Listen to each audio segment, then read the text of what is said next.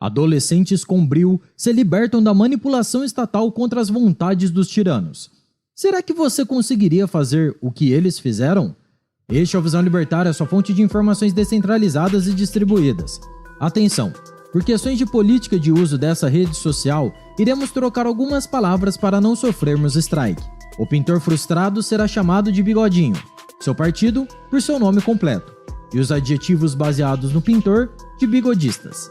Conhecemos bem a brutalidade desumana dos nacional-socialistas alemães, mas apesar do rigoroso sistema de doutrinação nas escolas, alguns jovens se rebelaram contra o regime. Foi no final da década de 1930, quando o governo estava consolidado e parecia ser invencível, que surgiu o primeiro grupo de piratas Edelweiss, no oeste da Alemanha. Esse nome remete às flores agarradas nos penhascos dos Alpes austríacos. Os jovens que integravam esses grupos eram adolescentes que tinham entre 14 e 18 anos. Eram totalmente opostos ao que pregava a rigorosa organização alemã, a Juventude Bigodista, que era uma instituição de natureza paramilitar com membros doutrinados pelo dogma de superioridade racial e segregação de gênero. O objetivo principal da Juventude Bigodista era puramente doutrinário de futuramente criar homens e mulheres a serviço do Estado e da máquina de guerra alemã. Nessa associação, que era compulsória para os jovens, as crianças e adolescentes aprendiam sobre artes e esportes. No entanto, de forma enviesada e com censura, sendo usados como instrumentos do Estado. A insatisfação daqueles que amam a liberdade fez surgir grupos de dissidência. A verdade é que caso algum desses jovens se recusasse a participar da instituição, o governo imporia sérias restrições às suas famílias, e ninguém queria isso. Assim, cerca de 90% das crianças teriam entrado em algum momento na juventude do Bigodinho. Felizmente, alguns adolescentes rebeldes, que seriam vistos como inimigos do Estado, romperam suas ligações com o governo, tanto política e filosoficamente, como culturalmente, tornando-se dissidentes.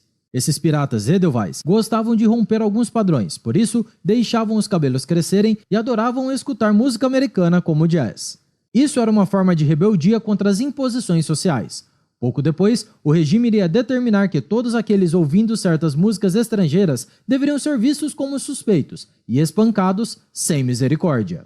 Havia subgrupos de piratas como os navarros, localizados em Colônia, os piratas Kittelbach de Oberhausen e Düsseldorf e também o grupo de Essen. Nas palavras de um oficial nacional socialista, toda criança sabe quem são os piratas Kittelbach. Eles estão em todos os locais. Há mais deles do que os membros da Juventude Bigodista. Eles espancam as patrulhas, nunca aceitam um não como resposta. Durante os momentos de dificuldade da Segunda Guerra Mundial, muitos membros dos grupos piratas rebeldes apoiaram os exércitos aliados e colaboravam com os alemães que deserdavam do exército. Eles também prestavam ajuda aos fugitivos dos campos de concentração e demais vítimas do regime.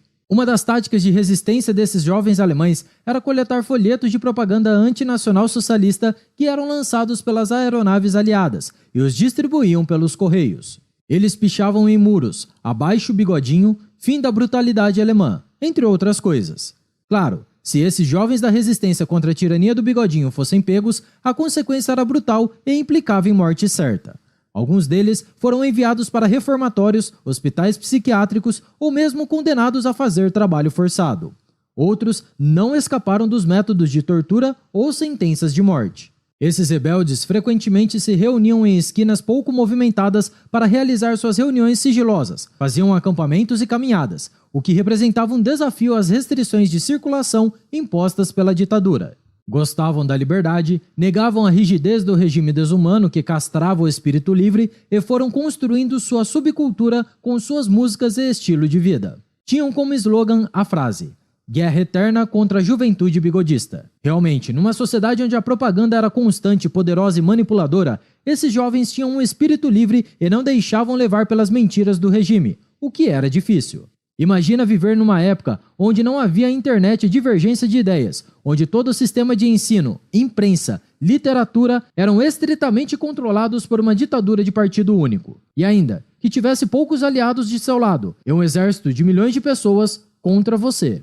Apesar de ser formado por rapazes e moças jovens, os grupos piratas tinham uma estrutura organizada e só foram crescendo com o desenrolar da guerra. Algumas estimativas sugerem que no fim da guerra havia cerca de 3.000 piratas Edelweiss situados em Colônia, além de outras centenas em outras cidades. Esses rebeldes que buscavam seu próprio caminho não estavam aliados e dependentes de nenhuma organização política ou religiosa. Uma historiadora do Centro de Documentação sobre o Nacionalsocialismo em Colônia, Nicola Weng, revelou que esses grupos de jovens, em suas palavras, criaram sua própria subcultura nas regiões do Reno e do Ruhr, ao usar determinado estilo de roupas, cantar suas baladas românticas e, mais tarde, canções antinacional-socialistas. Esses jovens geralmente levavam seus instrumentos musicais como gaita e violão para se divertirem em suas viagens, que eram feitas na natureza por meninos e meninas, ao contrário da segregação que havia na juventude bigodista. Weng ainda acrescenta que, por esta razão, eram perseguidos pela juventude bigodista, pela polícia comum e pela Gestapo. Até mesmo a justiça os tratava como criminosos e delinquentes sexuais. Para Sally Rogel, do Centro de Educação do Holocausto de Vancouver, os piratas Edelweiss foram, em suas palavras, um dos maiores grupos de jovens que se recusaram a participar das atividades de jovens alemães.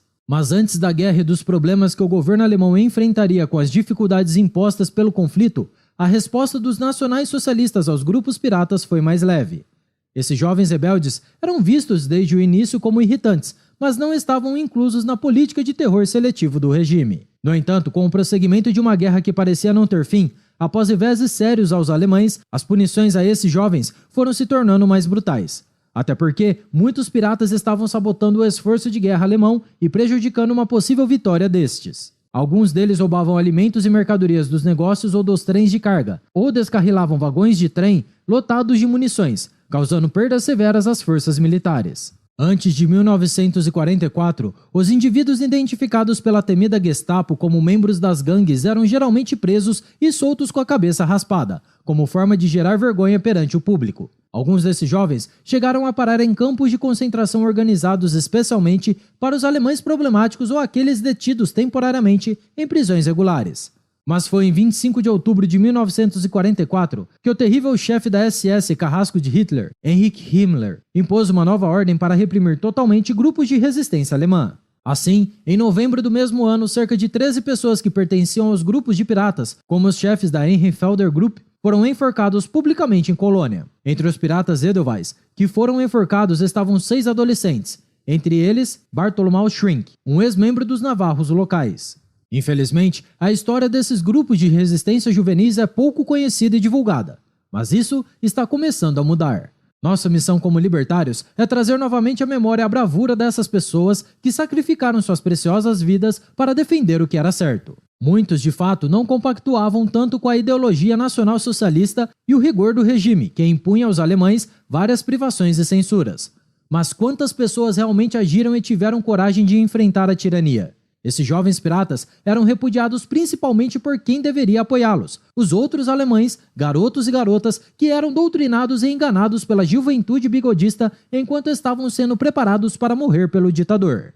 A guerra criada pelo belicismo expansionista do bigodinho impôs uma vida de penúria, pobreza, sofrimento e amargura a milhões de alemães que ainda tinham fé no nacional-socialismo. Afinal, se libertar de anos de lavagem cerebral não é fácil. Mas só alguns estão preparados para morrer por isso e se sacrificar para mudar um mundo e deixar um legado grandioso. Com certeza, esses grupos de resistência criados por cidadãos alemães nos mostram como a tirania nacional-socialista foi brutal e não perdoava nem mesmo adolescentes rebeldes. Numa de suas canções, podemos ver o amor que tinham pela liberdade ao cantarem: "Nossa música está cheia de liberdade, amor e vida. Somos os piratas de Edelweiss." Como libertários, devemos educar nossos filhos e parentes sobre o legado e a bela história desses corajosos resistentes que deram a vida pela liberdade para inspirar uma nova geração que enfrentará qualquer tirania. Os jovens piratas não podem ser esquecidos, pois ao estudar esse período obscuro que os alemães viveram, temos a falsa impressão que todos os jovens eram massa de manobra, que não tinham pensamento crítico. Enfim, não podemos nunca culpar todos os alemães. Afinal, os erros e os crimes cometidos naquele período precisam ser individualizados. Muitos homens sob o regime do bigodinho decidiram por livre e espontânea vontade servir ao Exército Nacional Socialista e outros grupos paramilitares mais cruéis, como a SS, e cometiam crimes sem pensar. Tantos outros alemães trabalharam na cruel e desumana burocracia que era apenas uma engrenagem sem alma da opressão do Estado. A lei da violência, injustiça e tirania era cumprida sem hesitação. Outros tantos foram obedientes guardas de campos de concentração e apenas cumpriam ordens sem questionar. Mas os jovens piratas, esses sim, merecem o devido reconhecimento e respeito por toda a eternidade. Além desses bravos, o grupo Rosa Branca dos irmãos Skoll nos traz inspiração e nos prova que nem todos são apáticos à tirania e à injustiça impostas pelas mentiras dos governos. Portanto, deixamos como recomendação o vídeo já lançado aqui no canal, Os Irmãos que Desafiaram Bigodinho, para conhecer um grupo de homens e mulheres que deram a vida pela liberdade. Obrigado por sua audiência. Este artigo foi escrito por historiador libertário, revisado e narrado por Coreia com K. Se você gostou do vídeo, compartilhe em sua rede social.